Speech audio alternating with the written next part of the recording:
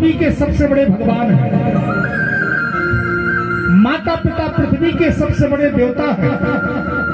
माता पिता से बढ़कर के दुनिया में कोई भगवान नहीं होता। और इसलिए मैंने आपके ही वचन का पालन किया, माता पिता का पूजन किया, और मैंने 7 परिक्रमा माता पिता की लगा ली। पूरी पृथ्वी किया, भैया तो पृथ्वी की परिक्रमा लगाएंगे, मैंने पूरे ब्रह्मांड की परिक्रमा लगाई। आपका ही वचन, आपका ही वचन।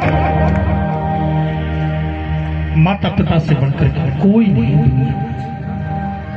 आज गणेश जी की बात सुनकर के शंकर जी गणेश जी को लिए और हृदय से लगा लिए। धन्य है मेरा बेटा, तो वास्तव में बुद्धि नामात्र गण्य, तो बुद्धि का बल, बुद्धि निधान है। तो इतना छोटा है लेकिन कितना बुद्धिमान है मेरे बेटे। तूने तो हृदय को जीत लिया, अब तेरी शादी ही करवाएंगे चलते। और तू इतना बुद्धिमान है इसलिए तेरी शादी भी बुद्धि से ही करवाएंगे, सिद्धि बुद्धि। और महाराज गणेश जी तो हाथ जोड़े खड़े हैं।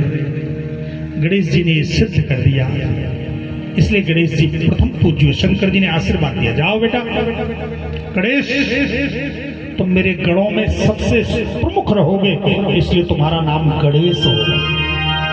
गणों के ईश, इसलिए तुम गणेश हो। तुम्हारे नाम का कोई स्मरण कर लेगा, उसका सारा विघ्न नष्ट हो जाएगा, इसलिए तुम विघ्न विनाशक भी कहोगे, विघ्नेश्वर भी कहोगे। तुम्हारे मस्तक पर गज का मस्तक लगा हुआ है, हे मेरे पुत्र, इसलिए तुम्हारा नाम गजानन भी होगा।